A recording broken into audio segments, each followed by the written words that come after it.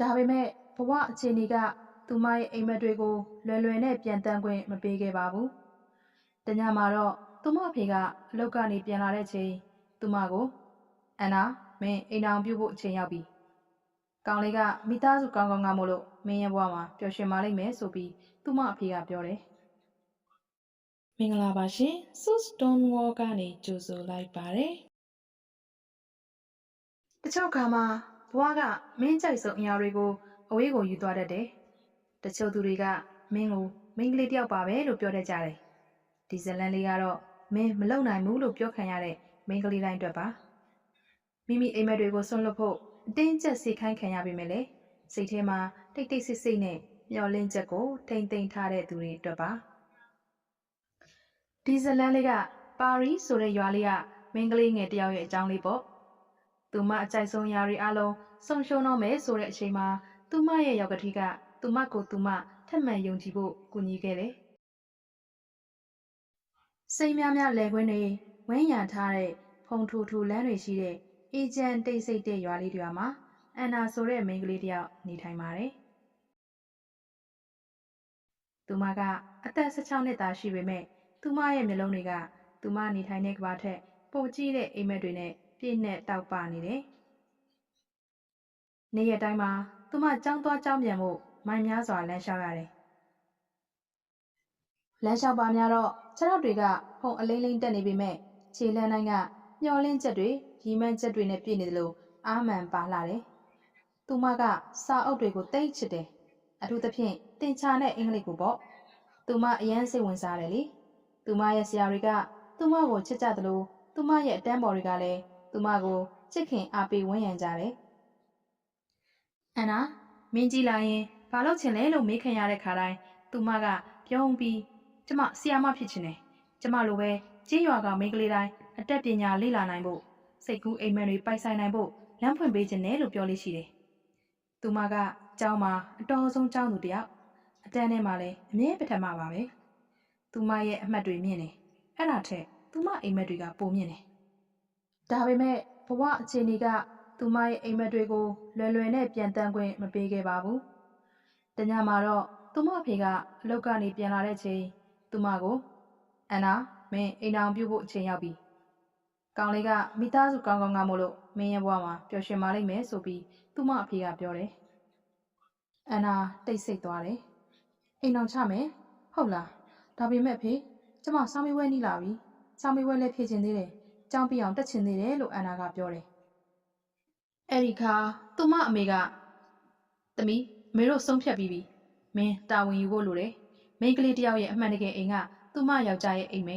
။အန်နာတညလုံးငိုတယ်။သူမရဲ့မိဘတွေကိုထပ်တောင်းဆိုတယ်။ဒါပေမဲ့ဘယ်သူမှနားထောင်မပေးပါဘူး။နောက်ဆုံးတောင်းဆိုလို့မရတဲ့အဆုံးမှာတော့သူမဟာသူမရဲ့စာအုပ်တွေကိုထုတ်ပိုးလိုက်တယ်။ကျောင်းဝတ်စုံကိုနောက်ဆုံးအကြိမ်ဖြစ်အမျက်တနိုးကင်ကြည့်ရင်ချိုက်ကြီးတငယ်ငိုယုံကလွဲပြီးမရှိခဲ့ပါဘူး။ဒီလိုနဲ့ပဲကျောင်းရဲ့အတော်ဆုံးကျောင်းသူတယောက်ရီမှန်းချက်အပြည့်နဲ့မိန်းကလေးတယောက်ကအသက်16နှစ်မှာမင်္ဂလာဆောင်လဲရပြီးသူမရဲ့စိတ်ကူးတွေရိုက်ချိုးခံလဲရတယ်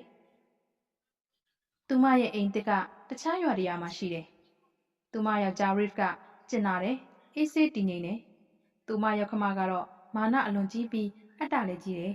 ။ဒီလိုနဲ့သူမရဲ့နေ့ရက်တွေတိုင်းဟာရှော့ဖို့ချက်ပြုတ်တန်ရှင်းရေးအလုပ်တွေအများကြီးနဲ့ပဲအချိန်တွေကုန်လွန်ရတယ်။သူမအလုပ်တွေအများကြီးလုပ်နေရပေမဲ့သူမရင်ထဲမှာတော့ဗလာနက်ထိပါပဲ။သူမစာအုပ်တွေဆရာတွေအိမ်မက်တွေကိုပဲသတိရနေတယ်။ညအချိန်မှာတော့သူမဟာဟောင်းနှမ်းနေတဲ့စာအုပ်ကိုတင်ထားတဲ့တစ်တာထဲကနေဖွင့်ပြီးကျမလေ့လာခဲ့တာတွေမမေ့ချင်ဘူးလို့တိတ်တိတ်ဆိတ်ဆိတ်ပြောတယ်။ဈေးဝယ်ထွက်ရင်စာရွက်နောက်မှာတင်ချတွက်နည်းတွေကိုရေးတယ်။ဟောင်းနှမ်းနေတဲ့သတင်းစာတွေကအင်္ဂလိပ်စလုံးတွေကိုဖတ်ဖို့ကြိုးစားတယ်။ဒါပေမဲ့သူမတယောက်တည်းဖြစ်နေတယ်။သူမအိမ်မက်တွေကိုဘယ်သူမှစိတ်ဝင်စားဘူးလို့ထင်တယ်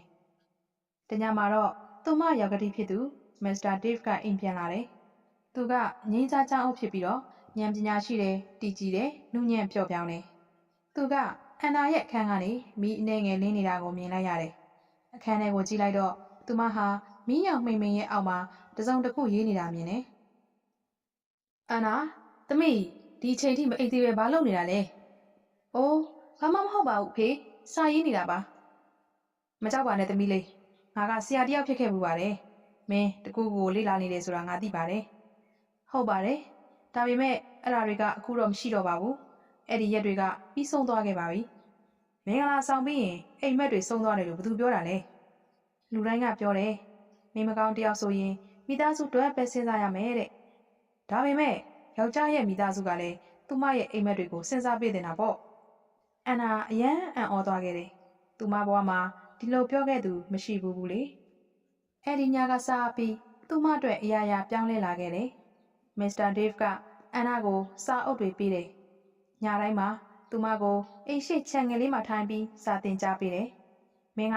ကျောင်းသားကောင်းတယောက်ဖြစ်ခဲ့တာပဲမလား။ဟုတ်ပါတယ်အဖေ။ကျမကျောင်းကိုတိတ်ချစ်တယ်။ကျမဆီယာမဖြစ်ချင်တယ်။ဒါဆိုရင်ရီမန်းချက်တွေပြန်စကြမယ်။ဖြည်းဖြည်းချင်းစတင်ကြမယ်။မင်းရဲ့စိတ်ကတင်ယူခြင်းနေတော့မဲ့ဆိုရင်အိမ်မက်တွေတခုမှနောက်ကျသွားတာမရှိဘူးဆိုပြီးပြောတယ်။ပြီးတော့သူမကိုတင်ချာတွေပြန်တင်ပေးတယ်။အင်္ဂလိပ်တရားတွေရှင်းပြတယ်။အိမ်စာလေးတွေပေးတယ်။တခါတလေမှာသူမစီကရေတံလေးတွေထွက်လာတတ်တယ်။ဖေကတကယ့်ကိုဆရာလိုပဲတိတ်ကိုနုညံ့တာပဲ။မစ္စတာဒေးဗ်ကပြုံးပြီးပြန်ပြောတယ်။မင်းကလည်းငါအကြိုက်ဆုံးကျောင်းသားပါပဲ။လာများစွာကြာမှာတော့အန်နာရဲ့ယောက်ျားကသူမလေးလာနေတာကိုသတိထားမိတယ်။ဒါပေမဲ့သူမတားခဲ့ဘူး။သူ့အဖေဖြစ်သူရဲ့ထောက်ခံမှုကိုလည်းသူလေးစားတယ်လေ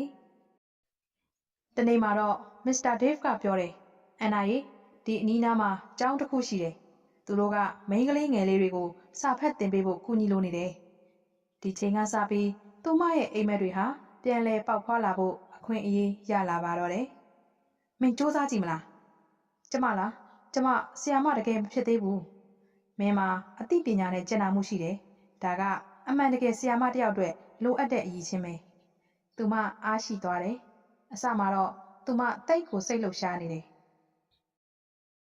ကလေးတွေကသူမကိုဘောကြပြီးရေကြတယ်။အချိန်နှဲငယ်ကြတဲ့ခါမှာတော့သူမအတန်ကယုံကြည်မှုရှိလာတယ်။အပန်းအနှဲငယ်အတွင်းမှာကျောင်းကမိန်းကလေးငယ်တိုင်းကသူမကိုချက်လာတယ်။သူတို့ကဆီယာမအန်နာလို့ခေါ်တယ်။ဒီသတင်းကရွာတရွာလုံးကိုဖြန့်ကျက်သွားခဲ့တယ်။အမေတွေကသူတို့သမီးတွေကိုကျောင်းတက်ဖို့ကျောင်းကိုပို့ဆောင်ပေးတယ်။မိန်းကလေးတယောက်ကဘာလုပ်နိုင်လဲလို့ပြောခဲ့တဲ့သူတွေကကျမသမီးကအန်နာလိုဖြစ်ဖို့လိုတယ်လို့ပြောလာတယ်။အန်နာရဲ့စာသင်ခန်းကရေတံစူးစမ်းမှုတွေနဲ့မျောလင့်ချက်တွေပြည့်နေတယ်။တညမှာတော့သူမအိမ်ပြန်လာတဲ့အခါသူမအဖေဖြစ်သူကတကားရှိမှစောင့်နေခဲ့တယ်။သူ့လက်မှာသူမကျောင်းဟောင်းကအောင်လက်မှတ်တစ်ခုကိုကင်ထားတယ်။ငါမင်းရဲ့ကျောင်းကိုသွားခဲ့တယ်။သူတို့ကိုမင်းကျောင်းတွေပြောပြတယ်။သူတို့ကမင်းကိုစာမေးပွဲတစ်ခုကိုဖြေစေခြင်းနဲ့မင်းအဲ့ဒီစာမေးပွဲကိုအောင်ရင်အမှန်တကယ်ဆရာမဖြစ်နိုင်တယ်။ဖေဒီအရာအားလုံးကိုကျမအတွက်လုပ်ခဲ့တာလား။မင်းကမင်းအတွက်လုပ်ခဲ့တာပါ။ငါကတကားကိုပြသပေးတာပါ။မင်းကအဲ့ဒီတကားကိုဖြတ်သွားတာ။အဲ့ဒီကစပြီးတော့အန်နာဟာဒီထက်ပိုပြီးကြိုးကြိုးစားစားလေ့လာတယ်။ညတိုင်းမှာသူမအဖေဖြစ်သူနဲ့အတူသင်ခန်းစာတွေပြန်လဲသုံးသပ်တယ်။စာမေးပွဲရရောက်တဲ့အခါသူမအရန်ကိုစိတ်လှုပ်ရှားနေတယ်။မကြောက်ပါနဲ့မင်းကအစကတည်းကဆီယာမဖြစ်ပြီးသားပါ။ဒီစာမေးပွဲကကဘာကိုမင်းရဲ့အည်ချင်းကိုတက်တည်ပြပေးဖို့အတွက်ပါပဲ။ရတတစ်ပတ်အနှဲငယ်ကြားတဲ့အခါမှာတော့အန်နာတို့အိမ်ကိုစာတစ်စောင်ရောက်ရှိလာခဲ့တယ်။အန်နာကအမှတ်အမြင့်ဆုံးနဲ့အောင်ခဲ့တယ်တဲ့။သူမအမှန်တကယ်ဆီယာမဖြစ်သွားပြီ။သူမမျက်နှာပေါ်မှာဝမ်းသာမျက်ရည်တွေပြည့်လို့ပေါ့။သူမအဖေဖြစ်သူစီကိုပြေးသွားပြီးဖက်လိုက်တယ်။ဖေကျမအောင်ခဲ့ပြီ။မဟုတ်ဘူး။ဒါငါတို့အောင်ခဲ့တာ။ဒါပေမဲ့အားအင်ကတော့မင်းရဲ့ခန္ဓာကိုယ်ထဲမှာပဲရှိပြီးသား။ဒီလိုနဲ့နှစ်များစွာကြာတဲ့အခါမှာတော့အန်နာရဲ့ကြောင်ငယ်လေးဟာတဖြည်းဖြည်းနဲ့ကြီးလာခဲ့တယ်။မိန်းကလေးများစွာသူမရဲ့ကြောင်မှာစာလာတင်ကြတယ်။သူမရဲ့ယောက်ျားကလည်းဒါကိုအပြည့်အဝထောက်ခံတယ်။သူမမိဘဖြစ်သူတွေကလည်းတိတ်ကိုဂုဏ်ယူနေတာပေါ့။ဒီနေ့မှာတော့သူမရဲ့အတန်းပြင်ဘက်မှာငိုနေတဲ့မိန်းကလေးငယ်တယောက်ကိုတွေ့တယ်။အန်နာကမင်းဘာကြောင့်ငိုနေတာလဲမိန်းကလေးရေလို့မေးတယ်။အဲဒီခါမိန်းကလေးငယ်လေးကကျမအဖေကမိန်းကလေးတွေကြောင်တက်တဲ့မှုလို့ပြောတယ်ဆိုပြီးပြောတယ်။အန်နာကမိန်းကလေးငယ်လေးရဲ့ရှေ့မှာဒူးထောက်ပြီးတိတ်တိတ်ဆိတ်ဆိတ်ပြန်ပြောတယ်။ကျမလည်းအဲ့ဒီစကားကိုကြားဖို့တယ်။ဒါပေမဲ့ကြည့်ပါအိမ်မက်တွေကတိတ်တိတ်ဆိတ်ဆိတ်ပဲပေါက်ဖွားနိုင်တယ်။ဒါပေမဲ့မင်းလေးလာတာတော့မရက်ဘူးလို့ကျမကိုဂရုပေးပါ။ကလေးငယ်လေးကမျက်ရည်တုပ်ပြီးခေါင်းငိမ့်နေ အဲဒီနေ့ညနေမှာတော့အန်နာဟာသူမရဲ့အဖေဖြစ်သူနဲ့အတူနေဝင်ချိန်ကိုကြည့်နေတယ်။ဖေတခါတလေကျမတွေးမိတယ်။အဖေကကျမကိုမကူညီခဲ့ရင်ဘယ်လိုဖြစ်မလဲဆိုပြီးပေါ့။တယောက်ယောက်ကကူညီမယ်။အိမ်မက်ကတကယ်မှန်တယ်ဆိုရင်ဘဝကအဲ့ဒီအိမ်မက်ကိုကာကွယ်ဖို့နည်းလမ်းတစ်ခုရှာပေးတတ်တယ်။သူတို့တိတ်တိတ်ဆိတ်ဆိတ်နဲ့ပဲနေဝင်ချိန်ကိုငေးကြည့်နေကြတယ်။သူမတို့ရဲ့အောင်မြင်မှုဟာနေဝင်ချိန်ကိုပိုပြီးလှပပြည့်စုံနေလေရဲ့။မင်္ဂလာပါမိတ်ဆွေတို့ရေ။အန်နာရဲ့ဇလန်းလေးကနေပြီးတော့ကဘာကမလုံနိုင်ဘူးလို့ပြောတဲ့အချိန်မှာတောင်လုံနိုင်တယ်လို့ပြောတဲ့သူတယောက်အတွက်မင်းရဲ့စိတ်ကိုဖွင့်ထားဖို့လိုတယ်ဆိုတာပြသပေးသွားပါတယ်။မျောလင့်ချက်ဆိုတာမျောလင့်ထားတဲ့နေရာကမလာပဲမင်းရဲ့အလင်းကိုယုံကြည်တဲ့သူတယောက်စီကနေလာတတ်တယ်။ဒီဇလန်းလေးကိုကြိုက်နှစ်သက်တယ်ဆိုရင်လည်း like လေးတစ်ချက်ပေးပြီးမျှဝေပေးပါဦးနော်။မင်းရဲ့ဘဝမှာလည်းမင်းကိုပြန်ယုံကြည်စေခဲ့တဲ့သူကဘယ်သူလဲဆိုတာ comment လေးမှာရေးပေးခဲ့ပါဦး။ဒီလိုစိတ်ဝင်စားဖွယ်ကောင်းတဲ့ဇလန်းလေးတွေကိုဆက်လက်စောင့်ကြည့်ဖို့ကိုလည်း subscribe လေးလုပ်ပေးထားပါဦးနော်။ဒီဇလန်းလေးကတော့အိမ်မက်တွေကိုမပျက်စီးအောင်ယုံကြည်မှုနဲ့ကြိုးစားမှုကဘလောက်အရေးကြီးတယ်ဆိုတာနဲ့မင်းရဲ့အိမ်မက်တွေကိုလည်းမင်းယုံကြည်ဖို့လိုတယ်ဆိုတာသတိပေးနေသလိုပါပဲ။